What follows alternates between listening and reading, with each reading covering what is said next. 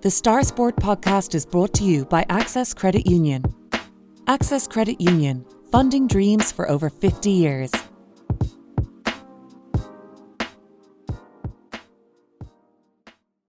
Close your eyes and pull like a dog. And a new Irish record for Phil Healy, 22.99.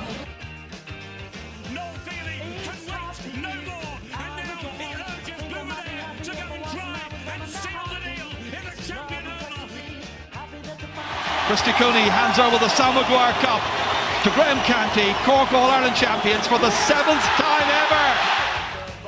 So hello and welcome to another episode of the Star Sport podcast. I'm your host Matthew Hurley. I'm joined today as always by Star Sport editor Kieran McCarthy. The Star Sport podcast is brought to you in association with our friends at Access Credit Union. Access Credit Union, where your bank really does matter. Choose Credit Union, choose local, choose community.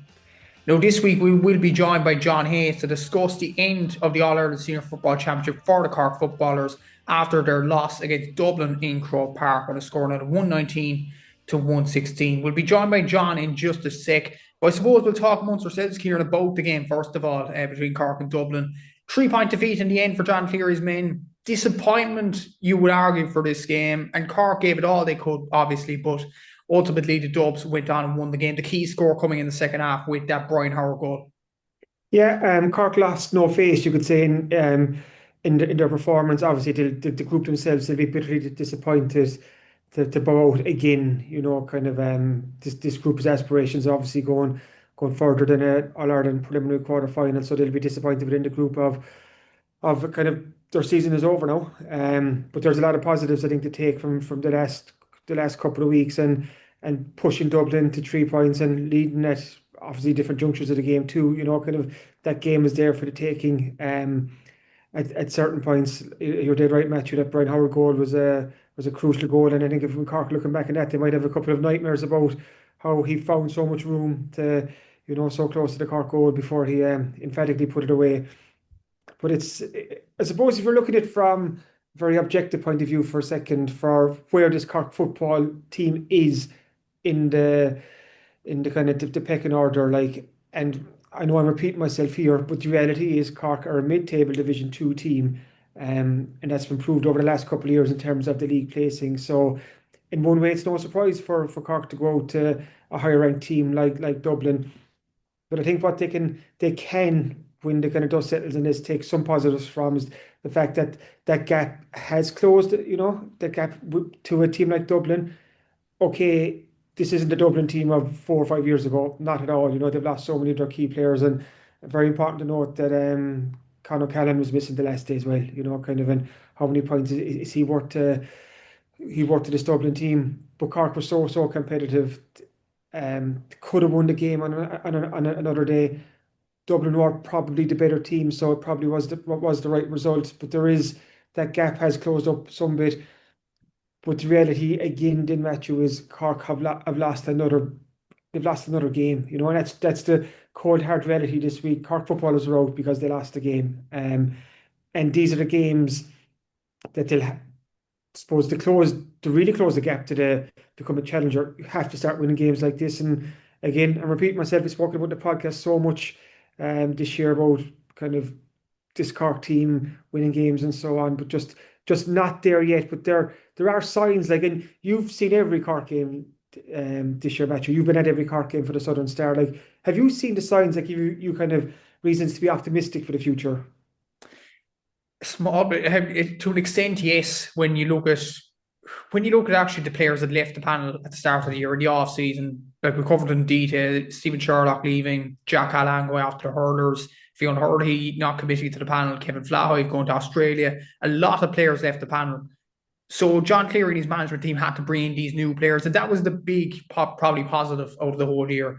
Sean Brady, great find in defence. Neil Lordan, I know he started his first game in a while in that game against Dublin last week, and took a while to get settled into it, but he had a very good year for his first season on the panel. Sean Walsh is a massive find in midfield. Sean McDonald didn't have his best game the other day, but still a really good find as well. And players like Chris O'Jones and Mark Cronin have improved as the year has gone on. Like, Mark Cronin has probably been our most probably consistent free taker over the last few seasons, and that's a huge compliment to him. Chris Oak, you've seen it against Dublin the last day, scoring 1-4 from play, and the only shot he missed obviously was a brilliant save by Stephen Cluxton in the Dublin goal in the first half. So he had a very, very good game on Saturday evening. Brian Hurley still has a lot to offer to this team. Ian Maguire, Colin O'Callaghan around the middle of the pitch. And even in defence as well, like Daniel O'Mahony performed as good as he got. Obviously, Sean Brady as well. Shanley, Mial Martin at stages performed brilliant during the championship. Like even last week, I didn't know he had that 45 in his locker, kicking it over the bar like that. Maybe that's something that Cork can build on for next season. I suppose probably the negative is, and Cleary did mention that throughout the course of the year, consistency. Like 1 week, very good win against Meath in the league. Then going up to Parkester and Newry, probably should have won the game and then lost the game. I could see the expression from Cleary after the game up there back in February, and he was absolutely gutted after that result because he knew that Cork could have won that game. And as it turned out, if Cork won that game, they would have gone up to Division 1. So there would have been regrets over that. The regrets over the Kerry game, obviously, in Munster particularly, the chance was there for the taking. And in this game too, to an extent, the chance was there for the taking. Like when you look at the Brian Howard goal, as you mentioned, Cork kind of switched off. And if they switched on at that particular moment, then they could have erased the danger there.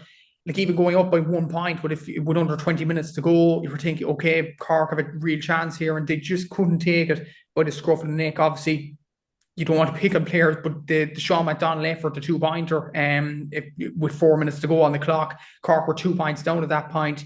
You were thinking, if he puts this over, we're probably going to extra time.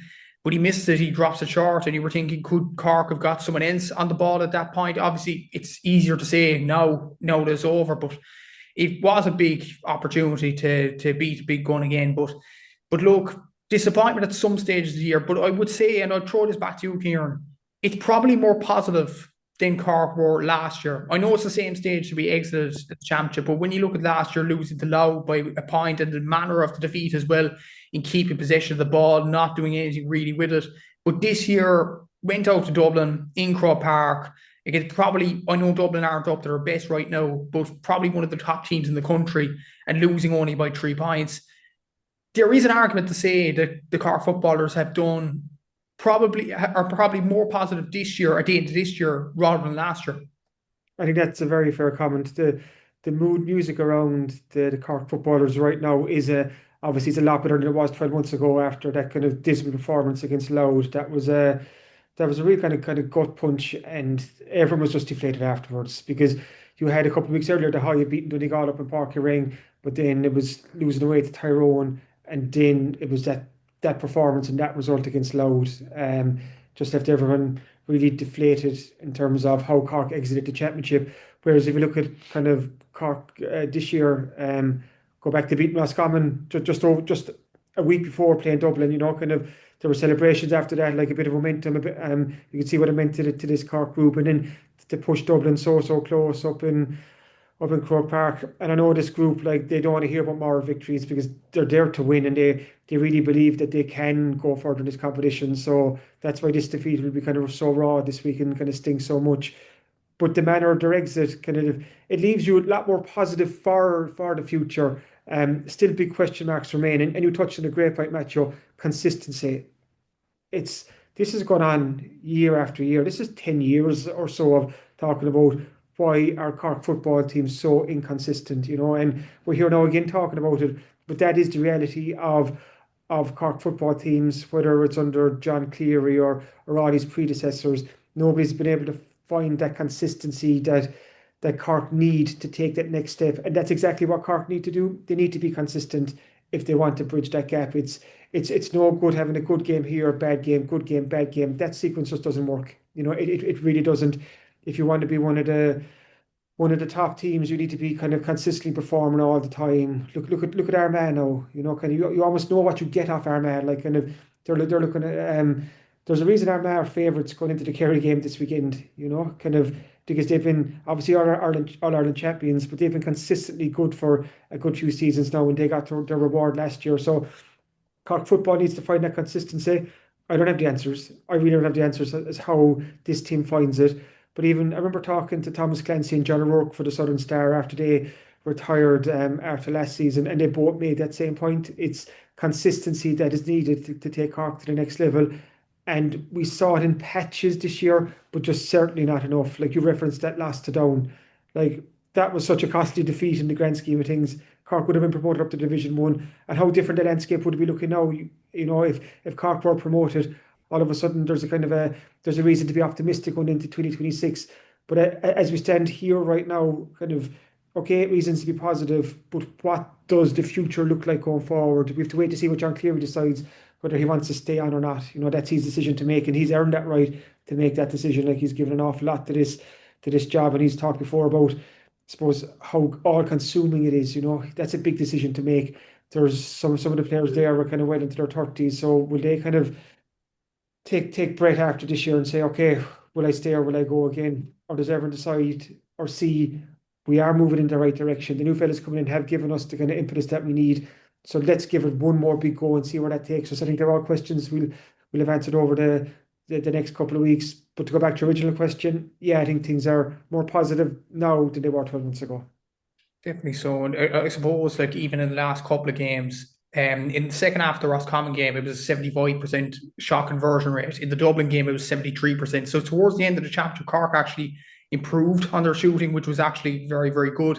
I suppose on the kickouts, we talked about the kickout battle during the week, and Dublin won that hands down. 90% they won of their own kickouts. Cork only won 50% of theirs, are just above that as well. So that's quite concerning when you look at the grand scheme of things there, and even conceding 6 points on their own kickouts as well. That's probably not good enough at this level in terms of developing even more. But looking forward, before we get on to John Hayes, looking forward to next year, Kieran, obviously in 2026, the main question on everybody's lips is John Cleary. Does he stay or does he go? Obviously, third year term, he was in 2022 because of Keith Riggin bowing out because of health concerns. Obviously, he took the interim reins and that season did a pretty good job of steadying the ship.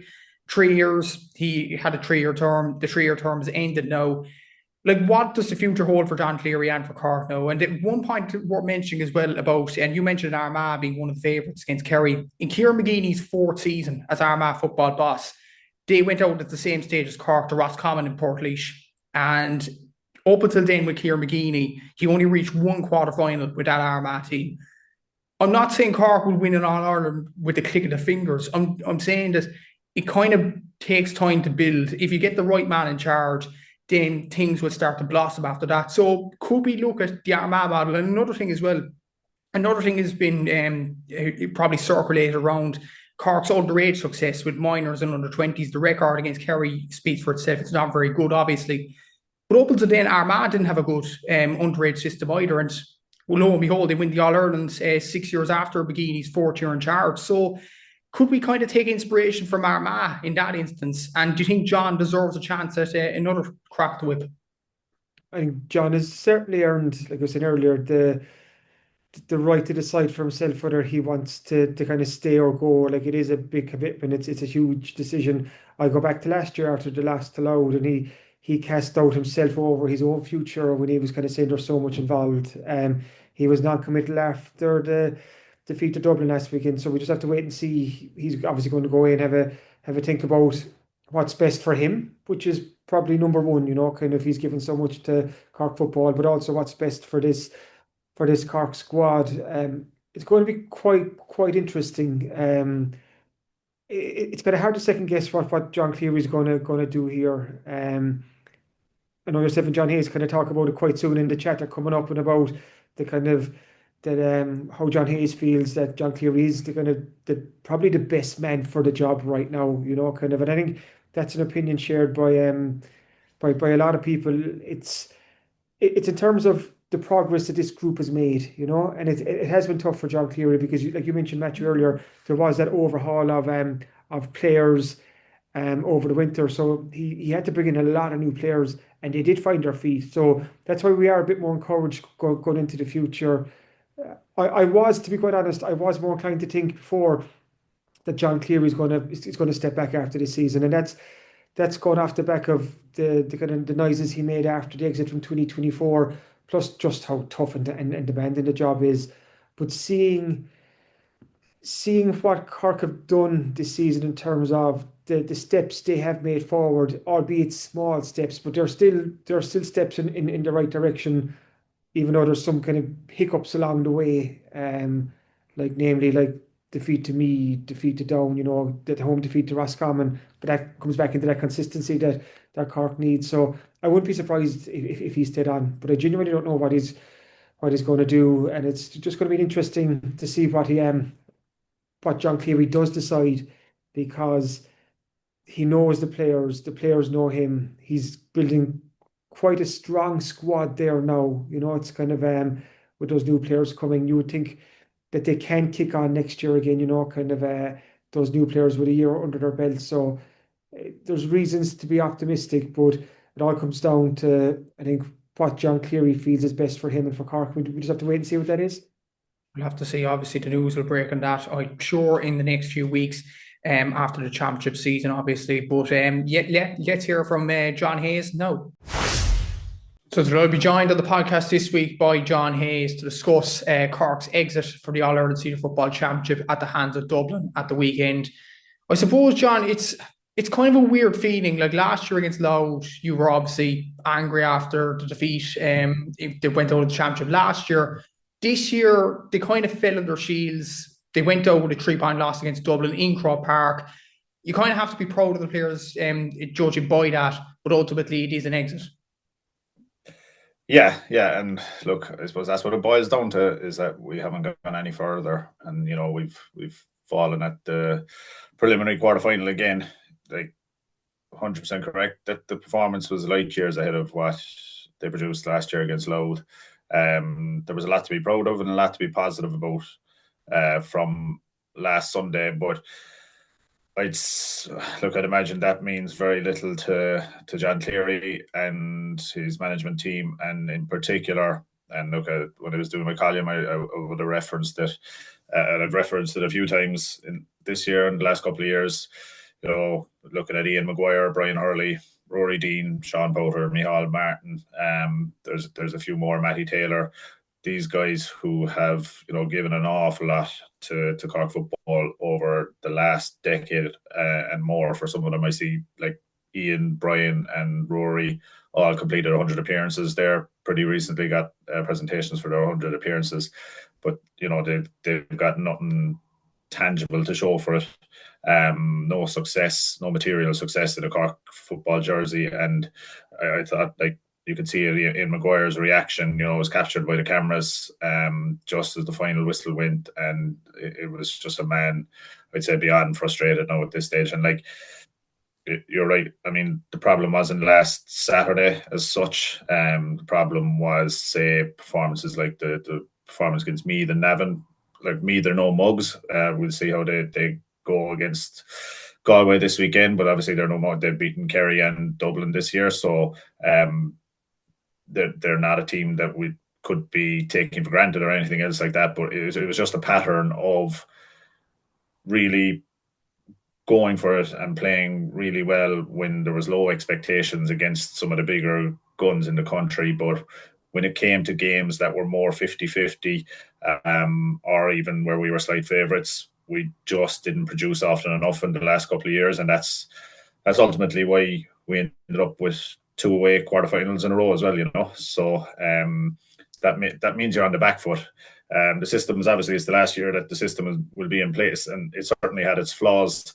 And certainly in the sense that a team could possibly get through having only drawn maybe 1 of the 3 games and been over the course of the championship of 5 or 6 games having 1 win and 1 draw or something like that and getting through. It had its flaws, but there was something riding on pretty much every game. And for Cork, it's the opening group game against Meath that will probably provoke the most regret, as well as, to be fair, if we look back at it, the first game against Kerry, just the way we got the momentum after Paddy Clifford's red card, and to go in front so late in that game with a man advantage and with the crowd behind them and with the momentum, that's one that they're going to look back on and say it was a chance that got away.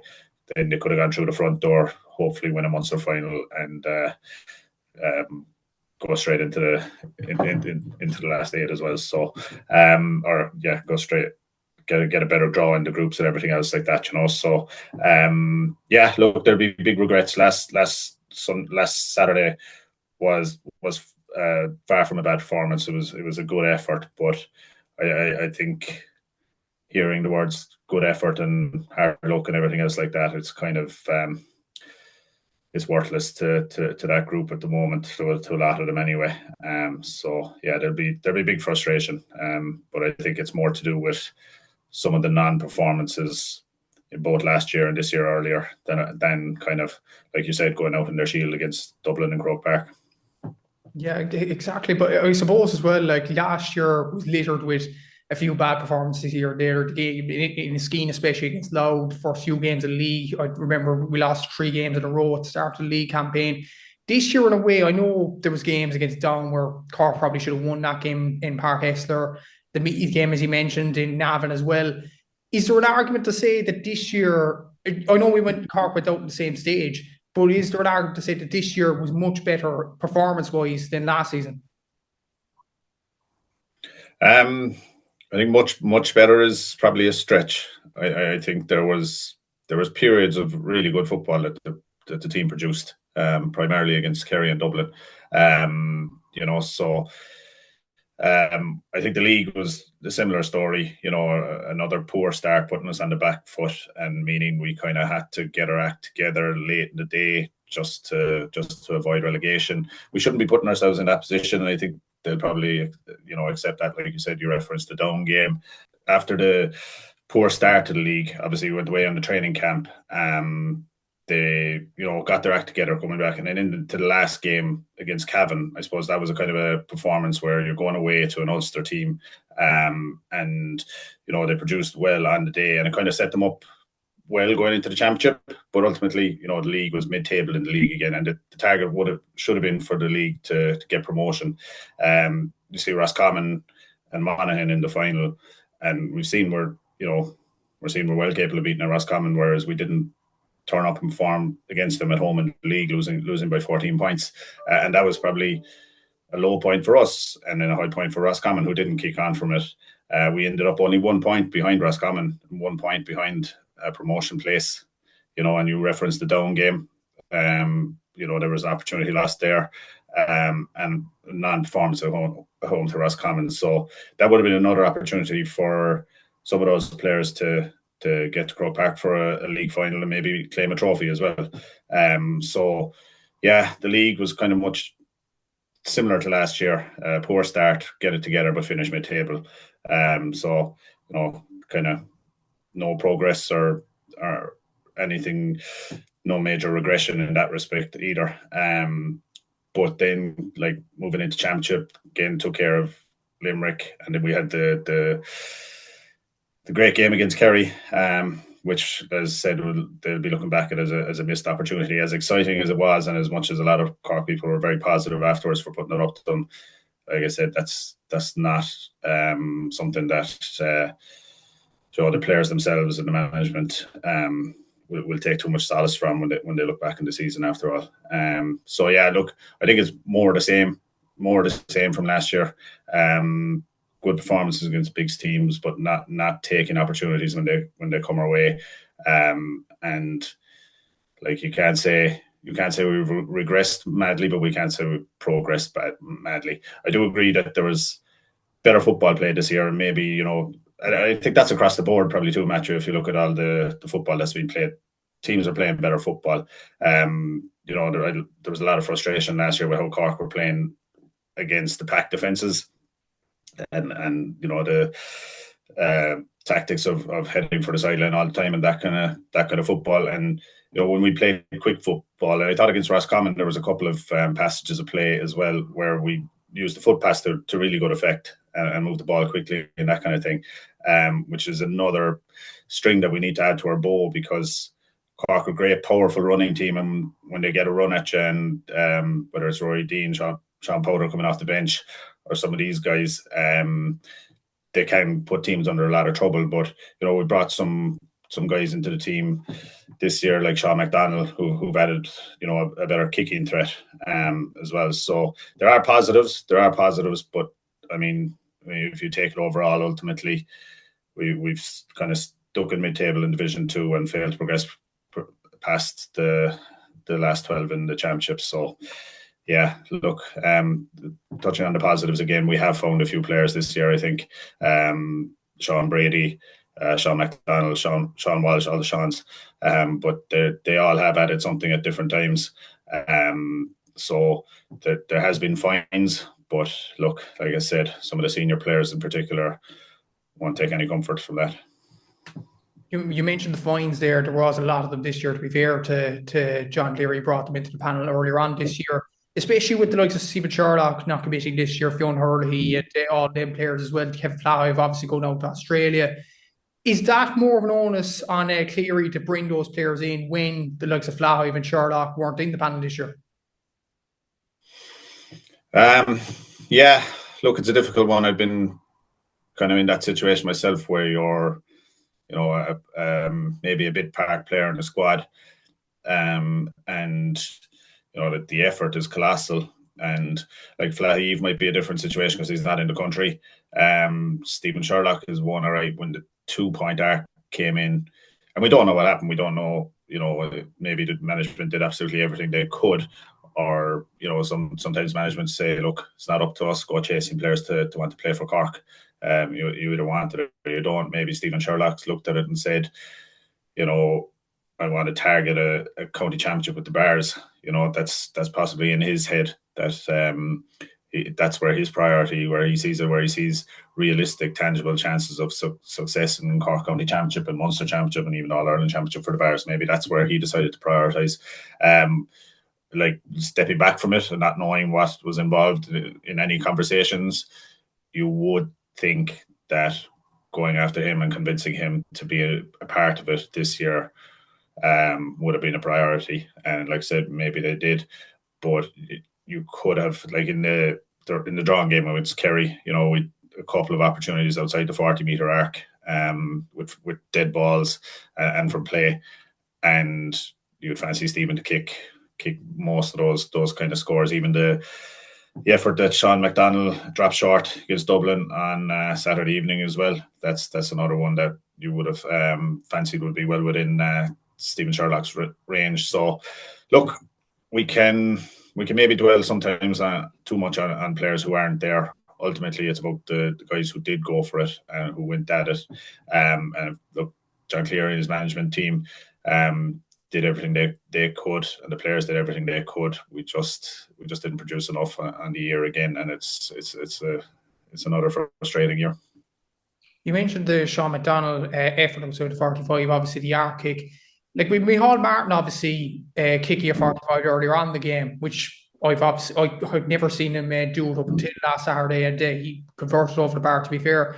Could that be kind of thing that Cork go for next year, to get Micheál Martin and more kicks outside the arc? Yeah, and that was a funny one because at the time, look, Sean McDonald had been off for an injury substitution for a few minutes, had played a long game. Look, has been very good all year, but it wasn't his best day out. He hadn't scored on the day. Micheál had nailed one in the first half and nailed it like with plenty to spare. The way it's kind of down to technique with some players. Micheál, the one he got in the first half was straight in front of the goal, and you can kind of apply that kind of direct technique where you drive a straight ball from the centre of the pitch. That one was more to the wing, and maybe Micheál didn't feel comfortable that was a suitable kick for him. I don't know why he didn't come up. Someone said when they saw it, they seemed to beckon him, and he wasn't keen on it. Cathal Manny was another one. He was fresh off the bench. We know he's got a boot in him, but maybe he's missed a few opportunities this year at different times as well, so confidence maybe wasn't there with him either. So look, Sean McDonald's a good kicker. He got the nod to do it, but I think at that stage of game for a wing forward who hasn't scored, who was putting in a big shift, who's been off the pitch with getting assessed for injury, it was probably a big ask for him to put it over. So yeah, like the lack of a place kicker to come in and put those over at the end of the games, because they seem to crop up several times at the end of games, those longer range frees when teams are getting tired and starting to foul. if we had a better conversion rate on those frees and a better conversion rate on our goal chances for the season, you know, we might be have a different story. We might be looking forward to a quarter final this weekend instead, just as the championship starts to really get serious. So it's a lot of what ifs, but yeah, look, I'm sure the management team and the players, but the management team in particular, will be regrouping. No one knows exactly what John Cleary's intentions are, what his backroom team's intentions are, but I'm sure they're regrouping now in the next week or two to have a look at it, look back over their 3.5 seasons, I suppose, in a whole, and figure out whether they have the appetite really to go and do it again, given everything that's involved in going into it. And you mentioned there the shooting accuracies from frees, and even the last few games, in the second half alone against Roscommon, their shooting accuracy was 75%. In the game against Dublin overall, it was 73%. But then in the game against Kerry, particularly in extra time in the second half, I think it was under 50%. It was well under that. So again, does that kind of come back to consistency levels? And that kind of stat needs to be at a consistent level from next season onwards. Yeah, and with 70 plus is excellent for any team, you know, and they were very efficient. Like you said, they played very well against Dublin. That's like, if you take it 4 points down after 5 minutes, struggling, like Dublin started that like they were going to blow Cork away. They were really, really worried early on. Paddy Small was doing wreck. In fairness to Neil Lorden, he settled. Paddy Small still had a good game, but Lorden settled and did well with him. They're, you know, restricting him as best he could. But 4 points down after 5 minutes on the clock, and it steadied the ship and pulled it back and go ahead. And there was the big one. Cork went 4 points up just before half time, and Dublin were kicking out. Cluxton targeted Brian Howard out to his right, long kick out, and Colm O'Callaghan came up, kind of strong fist through the back. Got clean fist in it, and it broke to Mark Cronin, who was inside the defence and would have been gone. But the referee penalised Colm for contact in the back of Brian Howard. It was one of those ones that, you know, he didn't push him in the back with his hands because his hand was up. It was more with the body, and a lot of referees wouldn't blow it, but Sean Hurson blew it, and Dublin ended up going down the other end of the pitch and kicking a 2-pointer from Sean Bugler. So instead of having the opportunity of going maybe 5 points or 6 points even up at the other end, Dublin reduced the deficit to 2, you know. So that was a big moment. And then start of the second half again, similar to the first, Dublin get the stronger start, get a couple of points on the board to bring it at level before Brian Howard got his goal. Cracking goal, but again, looking back on it, you'd be very disappointed from a management point of view that it came with a clash of heads. Ian Maguire and O'Cuffey Byrne, I think, and play stopped. Dublin have, you know, a free that you can't shoot from, it can't put it over the bar 35 yards out. Like, your defence has to be set there and protecting your goal. But all it was a pop ball to Howard. He turned Sean McDonald, got inside the cover straight through, and brilliant finish. In fairness to him, to the top corner, great goal. But you'd be very disappointed to concede such a soft goal from a free in that position.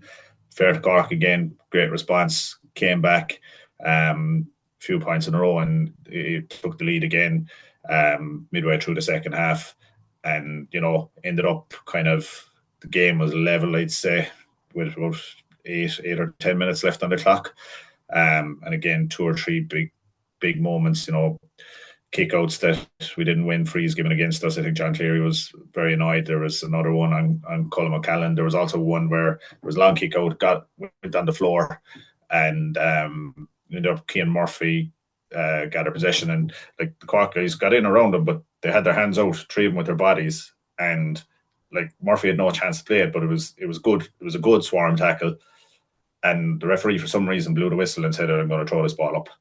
It should have been a free to Cork for over carrying, but he for some reason said he had no chance to play it or something to that effect. Just threw the ball up instead. Dublin get a free from that, work it down, and get a point to I think put them two in front at the time, and they just kind of held it out from there. So it was fine margins last Saturday. The opportunities were there. Cork played very well, but as we said, they probably last Saturday wasn't the issue. It's days that have gone before where Cork didn't perform at that same level. And like you said, consistency. I mean, yeah, consistency is, I mean, since I was involved, but particularly over the last 10 years, everyone has been banging on about Cork footballers being inconsistent, really putting up to Kerry one day and then, falling short, whether it's against the Roscommon or Louth or anyone. And yeah, I mean, whoever is in charge in the next year, whether it's John and his team or anyone else, that'll be a big thing to try and address. But there's no simple solution to it either. You'd have to imagine they'd have addressed the mental side of that. It would suggest, it's a mentality issue that we're well able to raise our game for the big guns and really go toe-to-toe with them and take them all the way. And then we're flat against the so-called lesser lights and that kind of thing. So that would suggest it's mentality, but that should have been addressed a long time ago. And I imagine it has been addressed to say, we cannot afford to go out and be anything less than 100%, no matter who the opposition is. How many times have we lost against teams at our level or just below our level? They've had plenty of warnings in that sense, not to be complacent against anyone. So yeah, it's more to do, I think, with just our ability or I suppose our habit of playing at the opposition's level. Maybe it's the bigger teams, there's more space, they're going toe-to-toe with us, so it suits the way we play football. Whereas certainly in previous seasons, when a team sat back, and even now when a team sets back with a 10 or 11 bank, that we struggle to break those teams down. And maybe that's how we address it, as opposed, because surely they all know mentally at this stage that, it can't be just a case of turning up and trying to beat teams that we think we should be better than. Just one final thing, John. Obviously, the season's over now. Obviously, attention will be going towards the 2026 campaign. I know there's the club championship coming up and all that from the start of July. But John Cleary, his 4-year term is up now. If he does want to take on another term as Cork boss, do you think he's earned the right to have another go at being the Cork manager to prolong his tenure as Cork football manager?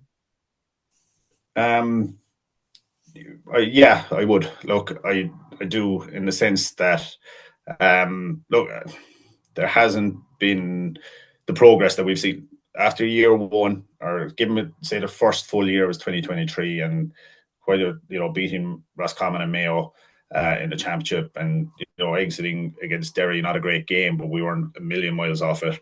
I look quite positive. And since then, we haven't progressed. The last 2 years, there was a little bit of regression last year, and this year we've stagnated. Even if some of the performances would have given a lot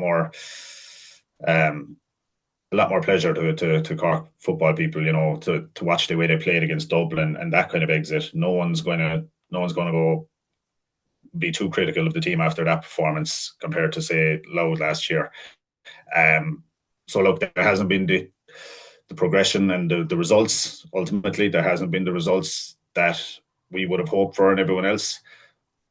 But I think John has done enough over his career, and the players when they played well this year, and the signs that they showed against Kerry and against Dublin, Cavan in the league, certain games like that, the players seem to be behind him. So I do think he has enough, and I don't see a plethora of candidates out there queuing up either who are better than John Cleary. That's just to be straight about it. I think that, it's well flagged. It's widely thought within Cork football that the problems go far deeper than whoever's in charge of the Cork senior football team. There's not the results and players coming through at underage that we would like to see. Having said, look, Cork is a big county, and we can still find footballers. You saw it this year. Look, I mentioned them already with Brady, McDonald, Walsh, all these guys. So there is still footballers out there. But yeah, I think John Cleary has earned the right to make his own decision. And like last year, I suppose, to be straight, I would have said straight up that I didn't think Kevin Walsh had brought enough to the table at that stage. Look, they backed him, and I think performances, the football we played has been better at times.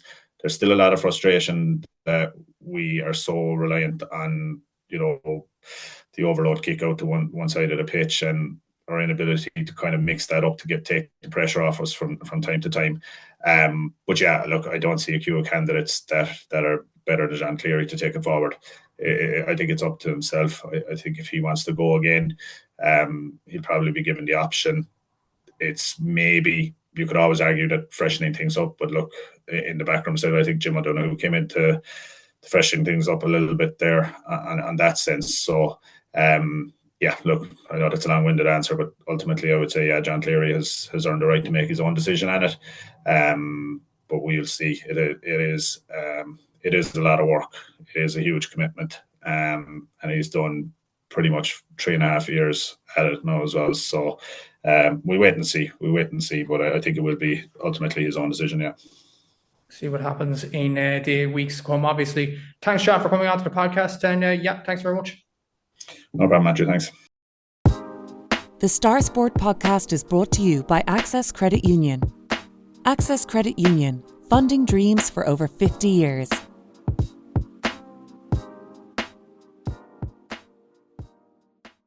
So obviously, the Cork footballers weren't the only team to lose in Croke Park last Saturday. The Limerick hurlers also fell to Dublin in the All-Ireland Senior Hurling Championship quarterfinals.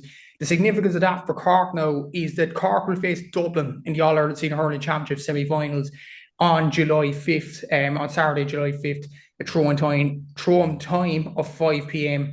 on that day in Croke Park. And tickets are selling fast for that game. Obviously, tickets were on general sale on Monday, and they're not on general sale anymore. They're all going through the club. So it's going to be very, very hard for Cork fans to get tickets. But the main kind of story out of this, Kieran, we'll talk about the Cork and Dublin game in a preview probably in depth next week's podcast. But the all-conquering Green Machine Limerick hurlers are out of the All-Ireland Hurling Championship at the quarterfinal stage.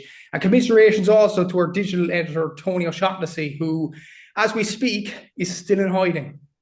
Yeah, we haven't seen Tony since probably he went off WhatsApp on Saturday evening, and he hasn't been seen since. And I think it's a loss for our podcast listeners too, because such was Tony O'Shaughnessy's confidence after Cork beat Limerick in the Munster final a few weeks ago, that we were trying to get Tony in the podcast just for a hurling chat. Obviously, being a Limerick man and working here in the Star, he said, "No, lads, I'm going to wait for the final."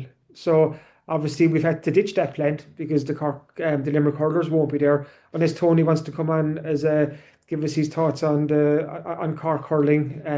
Like, that invitation is there to Tony, but yeah, if anyone's around Skibbereen sees a kind of a very forlorn looking Limerick fan wearing his Limerick green peak cap that he's never taken off him, just direct him back to the Southern Star offices, because we've been looking for him. And just be aware, he's a bit emotional right now, so just kind of put an arm around his shoulder and just usher him back here to us in Island Street in Skib. But in a serious note, like, what an incredible shock, Matthew. Jesus, that was one of the not just a shock of the season, but the shock of many seasons to see what the Dublin hurlers have done.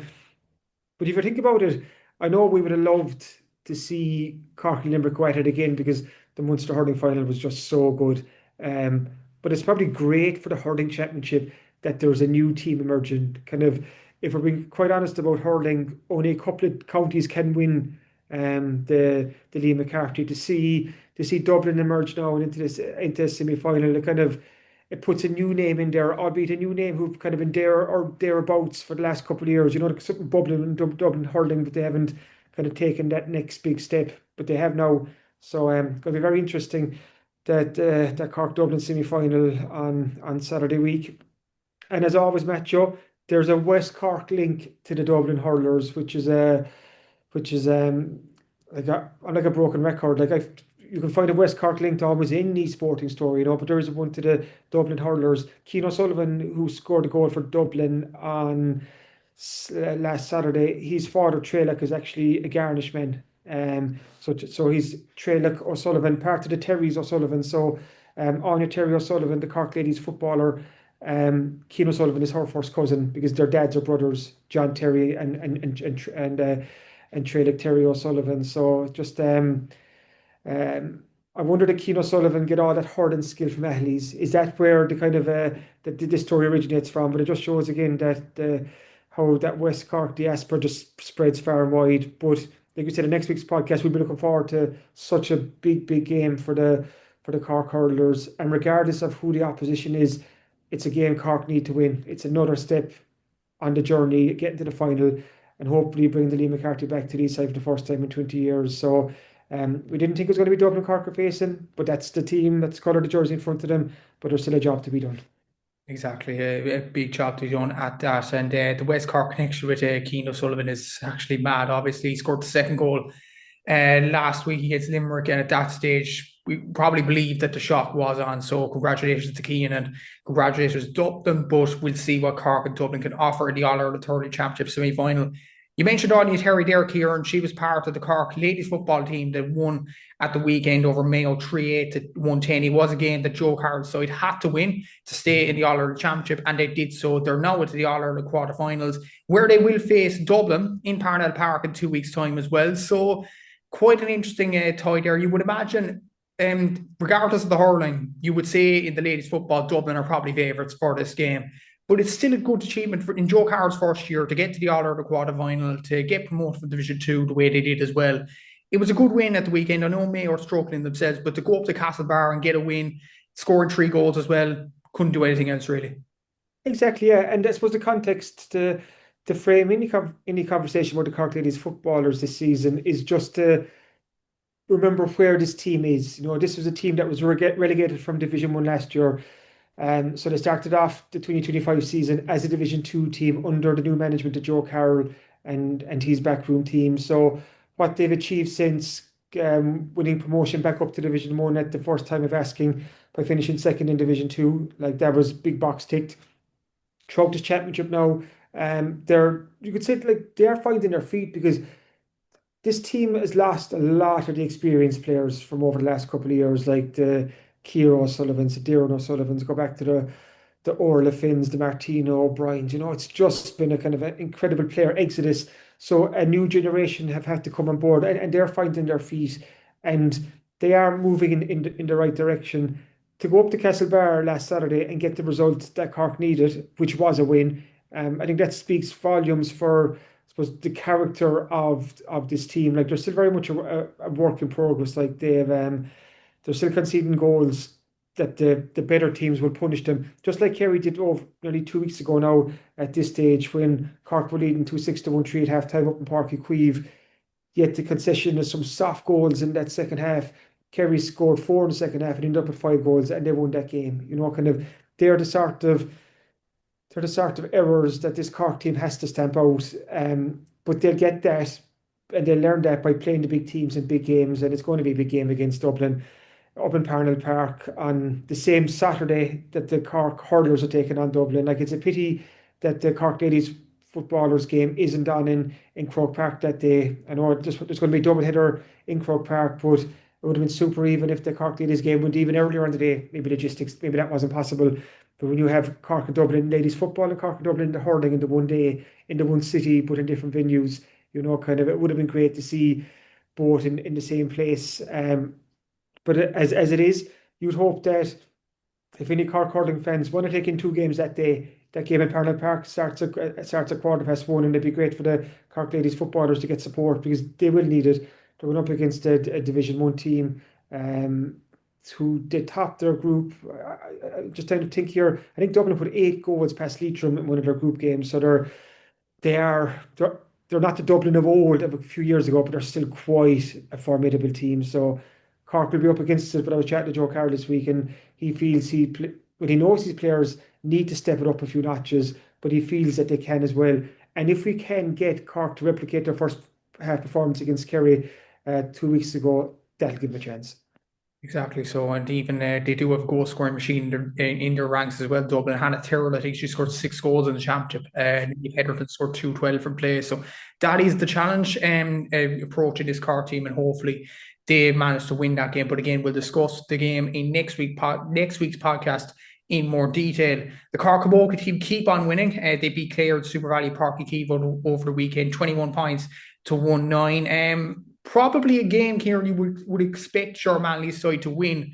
It was a bit tricky at half time. I think Cork were only 9 points to 1-3 up with the wind at their backs, but then Cork produced a brilliant third quarter to go on and win this game and ultimately ease over the line in the end, which means they will face Wexford at Chadwick's Wexford Park this Saturday in a game where Cork only need a point to top the group and automatically qualify for the semi-finals as well. So they're going pretty well, the Cork Camogie team. Yeah, job done again the last day. Played Clare, got the win, three wins from win, just keeps the momentum ticking along. We spoke about it in last week's podcast. We were kind of highlighting like just how much this Cork team were beating the opposition by in every game. But is that always going to pan out like that? And like you said, it was a bit tricky in the first half against Clare last weekend, but Cork got the job done and won easing up. That's probably kind of when you're looking towards the business end of the championship.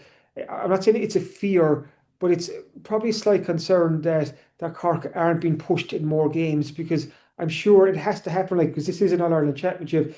There will be a game where Cork need to go to the well to get over the line. So you would like to see this Cork team challenged, just so that they are battle hardened when that test does come. On the other hand, this Cork team is obviously so good right now that they are that much better than the opposition. So it's almost a catch-22, kind of.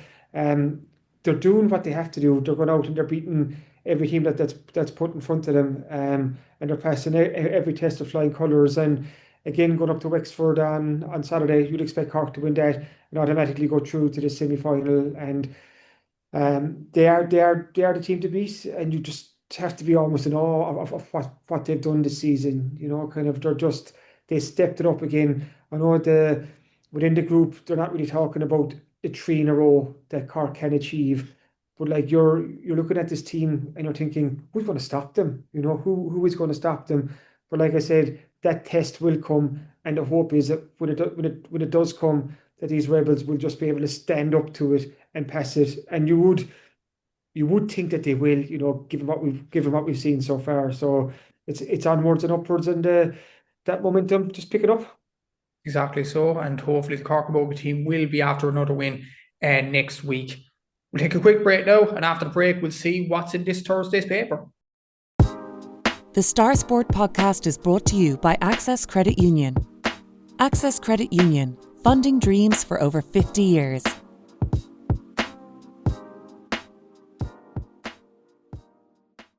So it is that time of the week again where we look at what's in this Thursday's Southern Star. So what should our readers expect this week, Kieran? Yeah, we have another packed edition coming this Thursday, 24 pages. We have a lovely 4-page picture special from the West Cork Schoolboys and Schoolgirls League Cup and Shield finals that were held recently. So that's a lovely keepsake for moms, dads, clubs, aunties, uncles, grandparents, and so on. So check that out. Also, we have a feature about Bear Island. Bear Island won the All-Ireland's football tournament at the end of May, and I've talked to various people involved in Bear Island football, from Oscar Daly and Barry Murphy and Dominic Hallahan from Bear Island Community Radio, just about Bear Island's win in the All-Irelands, what it means to them, what it means to the community, how football is in Bear Island right now. So I think it's a really nice feature, and it's one I'd recommend our listeners to pick up the Star and read, because we don't hear too much about Bear Island most of the time. So this is a chance just to learn more about this football mad community, and I suppose the hard work that these people are doing to ensure that football survives in the island, because there was a very, very real possibility not too long ago that the Bear Island club was going to fold, But thankfully, thanks to the hard work of so many people, that football is starting to it's moving in the right direction again. So that's one feature definitely worth checking out. Also, the European Athletics Team Championships are on in Slovenia this weekend, and we have a couple of West Cork athletes going out there.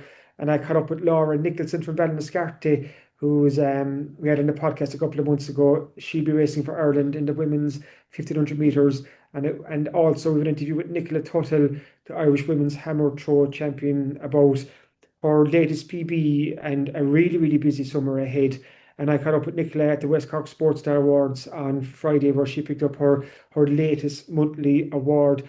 On top of that, Kilmackie BGA Club opened up their new AstroTurf facility on Friday. The LGFA president down to do the official, look after the official ceremony of it. And just to tie in with how good things are, or how exciting it is in Kilmackie GA Club right now. The following evening, the under-13 girls won Kilmackie LGFA's first ever county title, so that's great news for the club. Also in county leagues, we've all the news from West Cork teams. We've Bandon footballers winning promotion, Gable Rangers footballers winning promotion. Carby Rangers finished Division 2 with a perfect record, 9 wins from 9 before they faced Knockdegree in the final there. There's a huge game this Sunday in Ballycarriga for Clonakilty take on Castlehaven, and Clon needing the result there to get through to the Division 1 final. Also, Carby Hurlers bowed out to the County Championship on Tuesday evening, so we have the full report and reaction from that, including very interesting reaction from the Carby hurling manager David White, who's also the Carby GA chairman, where he really hits out at the structure and setup and timing of the unseeded section for divisions. So that's well worth to read. And also a hat tip here for Bantry Blues GA Club, who had the GA president Jarlath Burns down on Tuesday to open their sensory garden, and this is a brilliant initiative by Bantry Blues. It's real thinking outside the box by this club. So we've that and a lot more in Thursday Southern Star. Exactly. So in the sports section, it's packed, and there is in this week's Southern Star as well.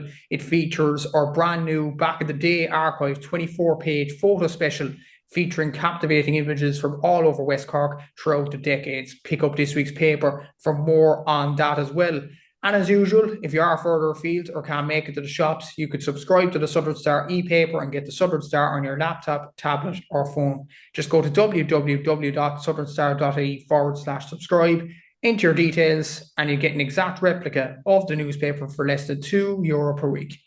As always, thanks for listening to the Star Sport podcast, and thanks again to our sponsors at Access Credit Union. If you've enjoyed this, please remember to rate, review, and subscribe to the podcast wherever you get your podcasts, and we'll be back again next week.